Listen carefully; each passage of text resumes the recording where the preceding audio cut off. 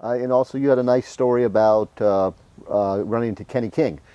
The great Kenny King. Tell people his claim to fame. Kenny King had he was the blocking back for Billy Sims at Oklahoma. And then the Oilers drafted him, and he was the blocking back for Earl Campbell. Al Davis traded for him 79 as starting running back. And we just became, there's not that many riders hanging around the team. I did a story on him. You'd see him on the team flight, and we just kind of became friends. And so when the Raiders moved back in 95, I said, I'm going to get myself a jersey. And I says, I want to honor one of the players that I covered that were nice to me. So it came down to 3 players, Kenny King, Rod Martin, and Howie Long. Okay. I got all their 3 jerseys. Right. But I'm sitting out 2005. I'm wearing my Kenny King jersey, sitting in the stands for the Tennessee Titans against the Raiders. Start of third quarter, some guy sits at aisle seat, sits right behind me and says, "You want to meet Kenny King?" I hadn't seen the guy in 20 years, but it was him. And then when we back, and to make this, he had nicknamed me Frisky. For whatever reason, I do not know, but he signed the jersey, Frisky. Thanks for the memorial, number 33, Kenny King. That's awesome. And then also the 1980 Super Bowl, Kenny King had. Oh yeah, he had the longest touchdown play in Super Bowl history. I think it stood for 19 years. Yeah. Andre Rison broke it. Whatever. I think 96 Super Bowl. Yeah. Broke it by 1 yard. Right. And I'm trying to think. Well, what are your memories of that 1980s team and the 1980s? Because they were the first wild card team. They were. They had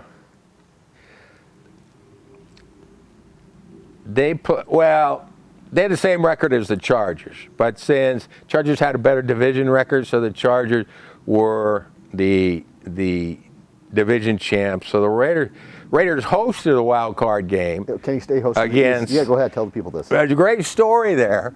Is Stabler wouldn't talk to the media that week because he was with the Oilers. Okay, but the day before the game, teams have what they call a walkthrough, where they go to the stadium. They're not in the uniform; they're in shorts and stuff. Just a little get acclimated to the field. So the Oilers are supposed to get there at 6 o'clock. They didn't show up till 7.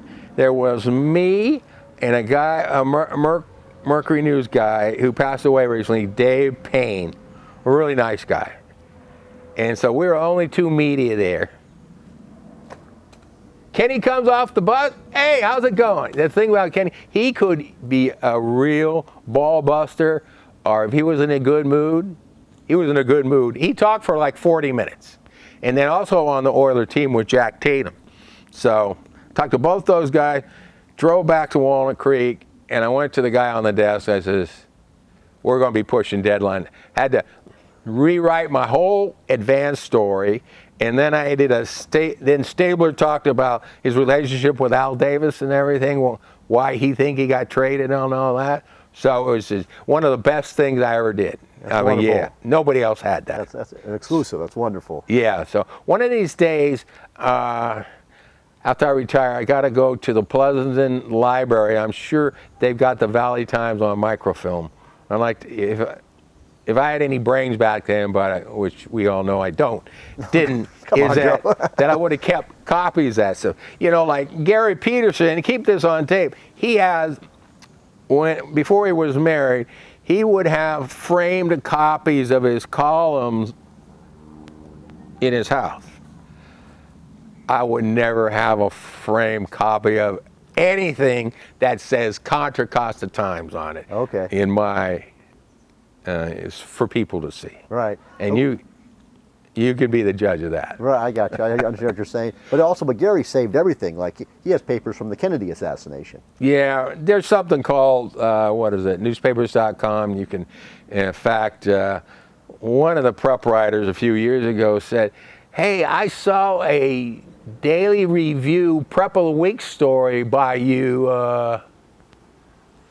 From the from the 1975 or so. Sure. No, Yeah, so that was it. So it exists. Going back to the 1980 Raiders. So yeah, they beat Houston. Oh, were you in Cleveland for? Absolutely. Oh, okay. I got frostbite in Cleveland. Tell people what we're talking about. Well, it was the second cold at the time. It was the second coldest game in NFL history. I think it's still in the top 5, certainly in the top 10. Yeah, with the wind chill and everything, it was in the teens.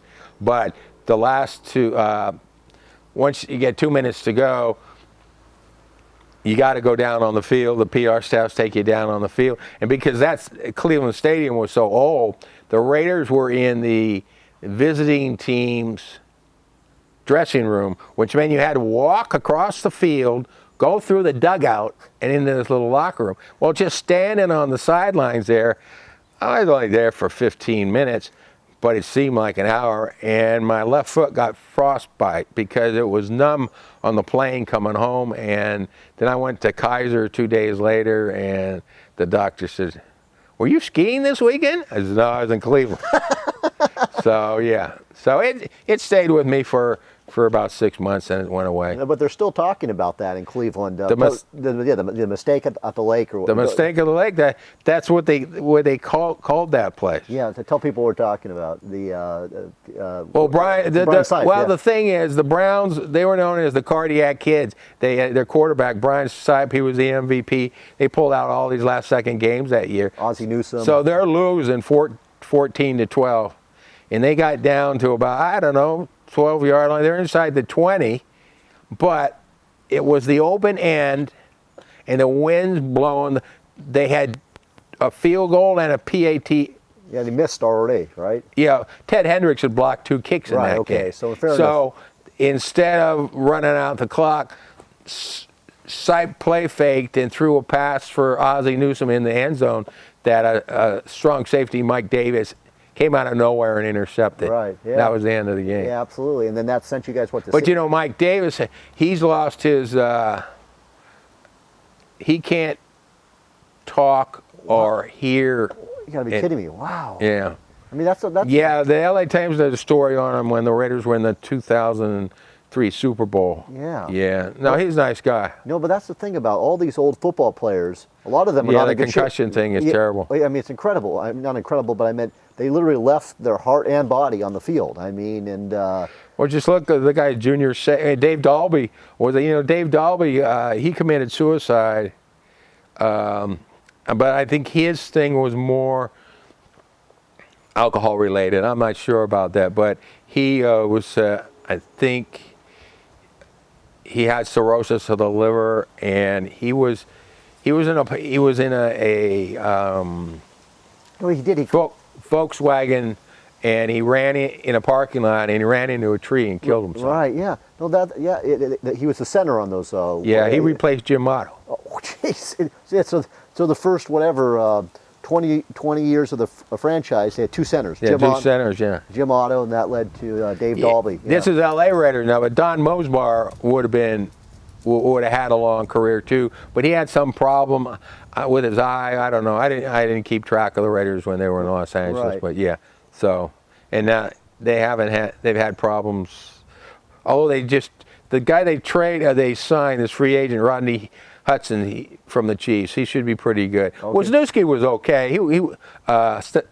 Stefan Wisniewski. But people don't realize it's very important to have a good center. Oh, you gotta have it. Yeah, that's why the Super Bowl in 2003, when Barrett Robbins went. Yeah, people don't AWOL. Understand exactly. I mean, for anybody to go AWOL, but for your center, I mean, that just throws up. So. But getting back on track, that led to a rematch with San Diego at San Diego AFC. Yeah, it went from Cleveland to sub-zero to San Diego where it was 70 degrees, and it was a great game. The Raiders won like 34-27. Right. Plunkett, and then the one thing that charter team couldn't do, they couldn't run the football. Dan Fouts had a great passing offense, but the Raiders were able to run the football in the fourth quarter of that game. I think if I recall, Van Egan had a really Mark Van Eegen had a really sure. good game. And I'm trying to remember. We'll go to the Super Bowl, but Plunkett, he would just have been on the sidelines for a couple years with the Raiders, just waiting for an opportunity. Yeah, well, he got cut by the 49ers. His confidence was shot. Al Davis signed him and just let him sit there for a year to get it back. And then when Davis traded Stabler after the 79ers season for Dan Pastorini. Pastorini had, he broke his leg in Exactly. Game 3. Right. But up until that point, had Plunkett played a tiny bit or no? I mean, he really hadn't played. I mean, he didn't play until... Well, he played with the 49ers and he played with New England, but not with the Raiders. Not with the Raiders, so he really didn't play. Yeah. And so, yeah. He was the backup quarterback, then he got his shot, and then... Yeah, well, former Heisman Trophy, and he resurrected it. You got to get a chance. When you play, when you get that opportunity, and he did. He did. He's like 30 years old. And then that takes us. He's got 2 Super Bowl rings. That's not too bad. No, not too shabby. Yeah. And did going to it was the Eagles. Going to play the Eagles in New Orleans. That must have been really special to cover. We'll come back. There's also another Super Bowl story we got to tell, but this one you guys were covering officially. The Raiders and the Eagles. The Eagles, yeah. 8 days on Bourbon Street. Okay, so. We'll take a break. We'll come back and tell these stories because there must have been some shenanigans going on down there. Nothing I can say on camera. Okay, fair enough. I understand. You're sworn to secrecy. What's that? You're sworn to secrecy. No, I'm not sworn. You said PG. Okay, you got it, Joe. Hold on. We'll be back more with Joe DeLoach.